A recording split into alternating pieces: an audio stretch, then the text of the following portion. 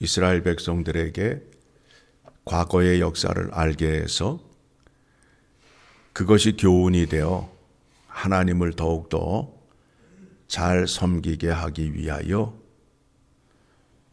역대상 말씀이 기록되어 있습니다.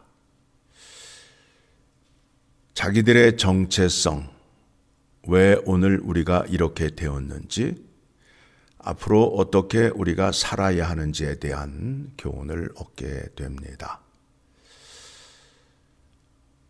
사울 왕이 왜 죽게 되었고, 왜 사울 왕에서 다윗 왕으로 넘어가게 되었는가에 대한 교훈을 통하여 우리가 하나님 앞에서 순종하고 그 말씀을 지켜야 함을 깨닫게 하는 것입니다. 사울이 죽은 이유를 13절의 말씀을 보게 되면 사울이 죽은 것은 여호와께 범죄하였기 때문이라. 그가 여호와의 말씀을 지키지 아니하고 또 신접한 자에게 가르치기를 청하고 여호와 하나님께 묻지 아니하였다라는 겁니다. 자, 그러면 사울 왕이 무엇을 범죄하였는지 먼저 우리가 살펴보도록 하겠습니다. 사무엘상 15장을 가게 되면 여호와 하나님께서 사울 왕에게 명령하기를 아말렉 족속을 진멸하라. 3절 지금 가서 아말렉을 쳐서 그들의 모든 소유를 남기지 말고 진멸하되 남녀와 소아와 젖먹는 아이와 우양과 낙타와 나귀를 죽이라 하셨나이다 하니, 하여튼 살아있는 거는 다 죽이라고 명령하였는데 사울 왕이 그곳에 가서 자기의 생각으로 판단을 하여 좋은 것은 남기고 좋지 않은 것은 다 진멸하였습니다. 그래서 15절에 사울이 이르되 그것은 무리가 아말렉 사람에게서 끌어온 것인데 백성이 당신의 하나님 여호와께 제사하려 하여 양들과 소들 중에서 가장 좋은 것을 남김이요 그것 외의 것은 우리가 진멸하였나이다 하는지라. 하나님이 뭐라 말씀하셨죠? 다 진멸하라. 사울 왕은 어떻게 생각을 했어요? 좋은 것은 하나님께 드리자.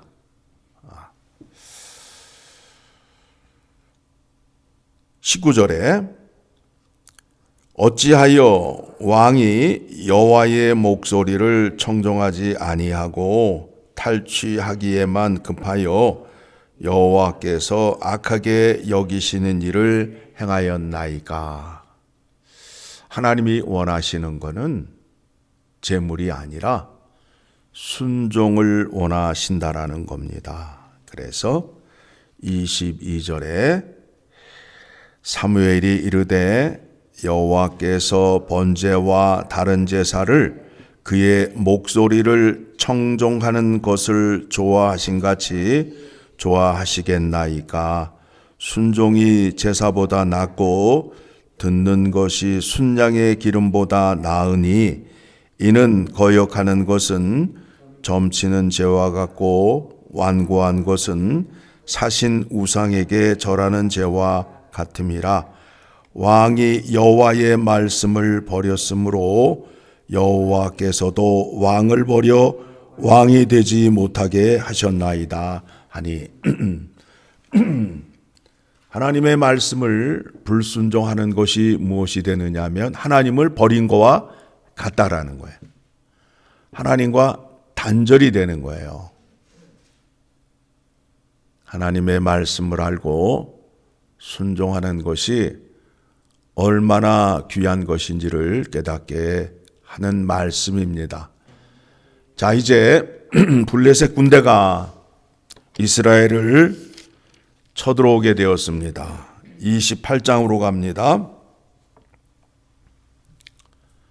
전쟁을 나가야 되는데 사무엘 선지자는 없고 또 여호와 하나님께 기도를 해도 기도가 꿈속에서나 응답이 없고, 그러니까 다급한 마음에 누구를 찾아간 거예요?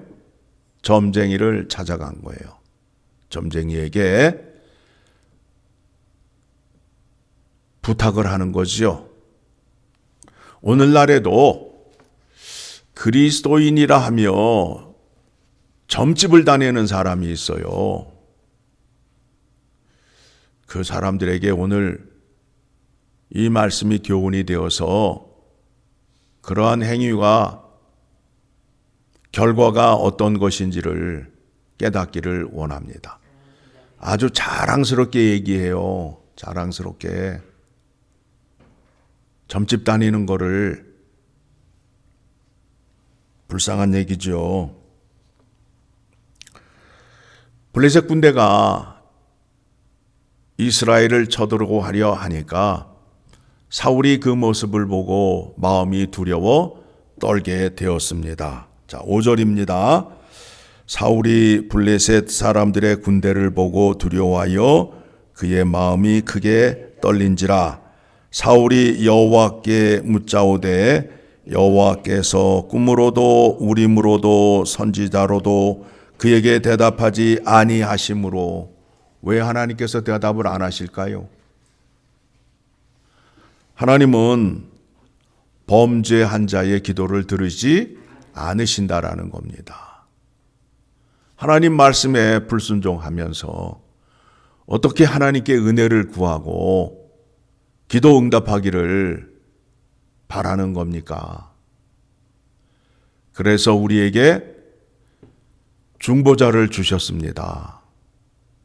네가 만일 죄를 범하면 예수 그리스도께 나아가 죄사함을 구하고 용서를 받고 정결한 자가 되어서 나에게로 오라. 예수 그리스도를 통하여 하나님을 만날 수 있게 된다라는 겁니다.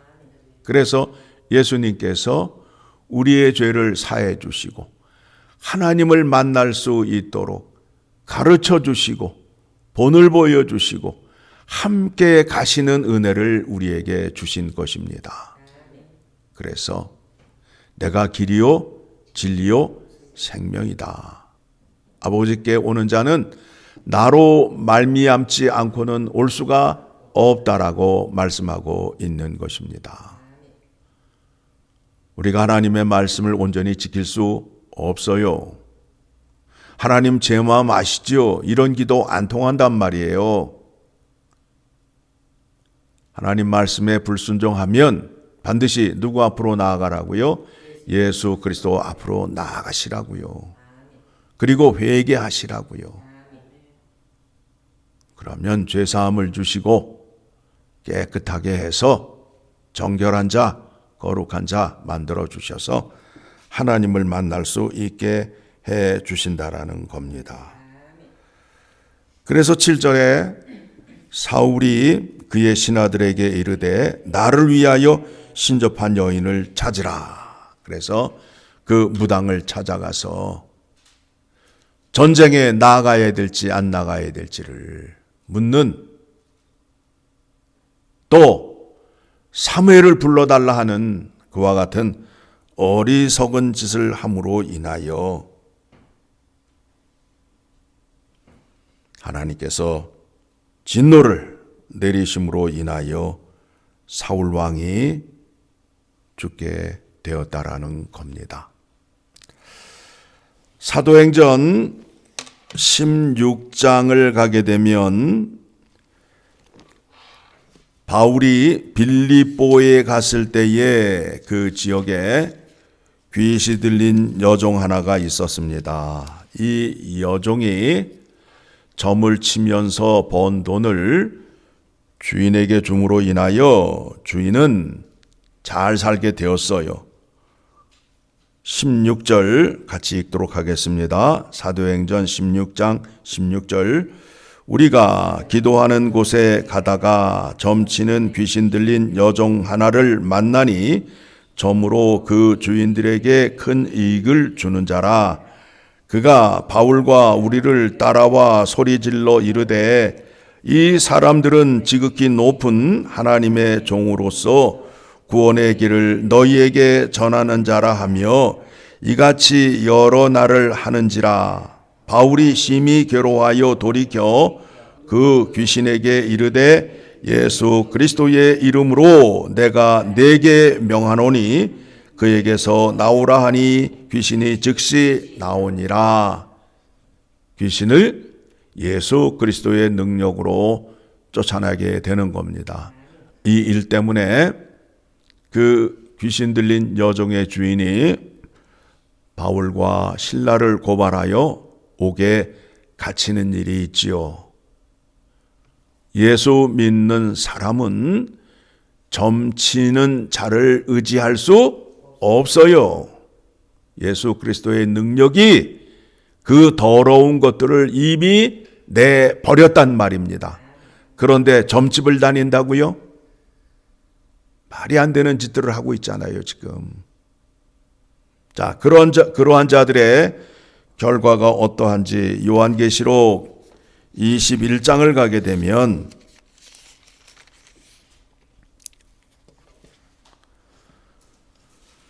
(21장) 8절 같이 읽습니다. 그러나 두려워하는 자들과 믿지 아니하는 자들과 흉악한 자들과 살인자들과 음행하는 자들과 점술가들과 우상 숭배자들과 거짓말하는 모든 자들은 불과 유황으로 타는 못에 던져지리니 이것이 둘째 사망이라. 점집 다니는 사람들 오늘 이 말씀 들으시고 회개하시기 바랍니다. 깨달으셔야 됩니다. 나는 점치는 사람이 아닌데요.